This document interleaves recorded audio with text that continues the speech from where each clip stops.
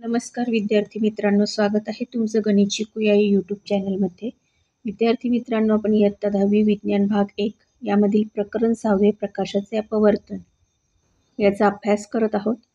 त्यामध्ये आज आपण प्रकाशाचे अपवर्तन या घटकाबद्दल जाणून घेणार आहोत. इथे त्यांनी आपल्याला करून पहा मध्ये कृती करायला सांगितलेली आहे. त्यासाठी त्यांनी आपल्याला साहित्य सांगितलं आहे. काचेचा ग्लास, 5 रुपयांचे नाणे, पेन्सिल, धातूचे भांडे इत्यादी. आता यामध्ये कृती 1 बघा काय आहे. पाण्याने भरलेला एक काचेचा ग्लास घ्या. त्यात पेन्सिल उभी धरून अर्धवट बुडवा व पाण्यात बुडालेल्या भागाच्या जाडीचे निरीक्षण करा. आता पेन्सिल तिरकी ठेवून निरीक्षण करा. आणि कृती 2 नंबर आहे. एका धातूच्या भांड्यात 5 रुपयांचे नाणे ठेवा. भांड्यापासून हळूहळू दूर जा. ज्या ठिकाणी ते नाणे दिसेनासे होईल त्या ठिकाणी थांबा. तुम्ही नाण्याच्या दिशेने पाहत राहा. एका मित्राला त्या भांड्यात नाण्याला धक्का न पोचेल अशा रीतीने हळूहळू पाणी ओतायला सांगा. पाण्याची पातळी एका विशिष्ट स्तरापर्यंत आल्यावर तुम्हाला नाणे परत दिसू लागेल. असे का होते? तर बघा, आता वरील दोन्ही कृतीत पाण्यातील पेन्सिलची जाडी वाढलेली दिसेल, तर दुसऱ्या कृतीत पाण्याच्या पृष्ठभागालगत पेन्सिल तुटली असल्याचा आभास निर्माण होईल. असे का होते?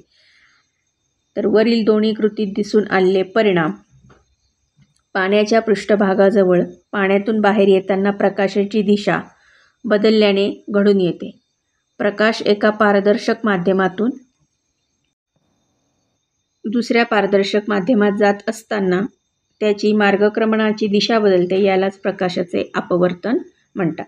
म्हणजे थोडक्यात काय होतं की एका माध्यमातून ते दुसऱ्या माध्यमात जेव्हा प्रकाश जातो, एका पारदर्शक माध्यमातून दुसऱ्या पारदर्शक माध्यमात, तेव्हा त्याची जी मार्गक्रमणाची दिशा असते ती काय होते? बदलते. यामुळे काय होतं? त्याला काय म्हणतात आपण? प्रकाशाचे अपवर्तन म्हणतो. म्हणून आपल्याला त्या ज्या वस्तू आहेत त्या वेगळ्या दिसतात. तर कृती 3 आहे की काचेची लादी लादी कागदावर ठेवून पेन्सिलच्या साहाय्याने बाह्यकडा PQRS आखून घ्या. आकृती 6.1 ती आपल्याला पान नंबर 74 वरती दाखवली आहे त्यांनी. काचेच्या लादीच्या PQ या बाजूला छेदणारी तिरकस रेषा काढा. ती PQला N बिंदू छेदते व त्यावर A व B अशा दोन्ही टाचण्या टोचून उभ्या करा. ज्या बाजूला टाचण्या लावल्या आहेत त्याच्या विरुद्ध बाजूने काचेच्या लादीतून A व B टाचण्यांच्या प्रतिमा पहा. त्या प्रतिमा सरळ रेषेत येतील अशा रीतीने C व D अशा 2 टाचण्या टोचा. टाचण्या व काचेची लादी बाजूला काढा व टाचण्या C व D टोचल्याच्या खुणा जोडणारी रेषा बाजू SR पर्यंत वाढवा. ती SR ला M बिंदूत छेदते. बिंदू M आणि N जोडा. आपाती किरण AN व निर्गत किरण MD यांचे निरीक्षण करा. ही जी काचेची लादी आहे त्याच्यावरती त्यांनी आपल्याला ज्या पान नंबर 73 वरती जे त्यांनी करायला सांगितले त्याप्रमाणे ही सगळी त्याची आखणी आहे. आता वरील कृतीमध्ये म्हणजे ह्या कृतीमध्ये काचेच्या लादीतून प्रकाशाचे 2 वेळा अपवर्तन होते. प्रकाश किरण हवा माध्यमातून काच माध्यमात प्रवेश करताना बाजू PQ, ही जी बाजू PQ वर N बिंदूपाशी पहिले अपवर्तन होते, तर दुसरे अपवर्तन प्रकाश किरण काच माध्यमातून हवा माध्यमात प्रवेश करताना SR वर M बिंदूपाशी होते. पहिल्या वेळेस आपाती कोन I, तर दुसऱ्या वेळेस आपाती कोन I1 असतो. म्हणजे हा पहिला आपाती कोन I आहे, हा दुसरा आपाती कोन I1. पहिला आपाती कोन I आहे, दुसरा आपाती कोन I1 आहे. लक्षात घ्या, I1 बरोबर R. R म्हणजे काय? अपवर्ती कोन. येथे R हा पहिल्या अपवर्तनातील अपवर्ती कोन आहे. तसेच दुसऱ्या अपवर्तनांकात E अपवर्ती कोन असून E बरोबर I.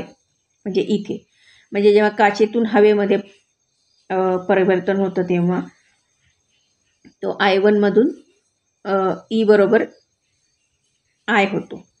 तर काचेच्या लादीच्या दोन्ही समांतर बाजू PQ आणि SR जवळ प्रकाश किरणांचे दिशा बदलण्याचे प्रमाण समान पण विरुद्ध दिशेत असते. त्यामुळे लादीतून निघणारा निर्गत किरण MD, हा जो MD किरण आहे, लादीवर पडणाऱ्या आपाती किरण AN म्हणजे हा किरण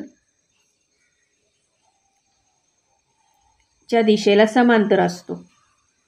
परंतु निर्गत किरण आपाती किरणाच्या मूळ मार्गापासून काहीसा विस्थापित झालेला दिसतो. म्हणजे हा जो AN आहे आपाती किरण, त्याच्यापासून हा जो निर्गत किरण आहे MD, हा थोडासा विस्थापित झालेला आपल्याला दिसतो. इकडे बघा, ह्याची दिशा इकडे दाखवली आहे, याची दिशा ही अशी इकडे दाखवली. यालाच काय म्हणतात, हे काय झालेलं आहे, विस्थापन झालेलं आहे. त्यालाच म्हणतात प्रकाशाचे अपवर्तन.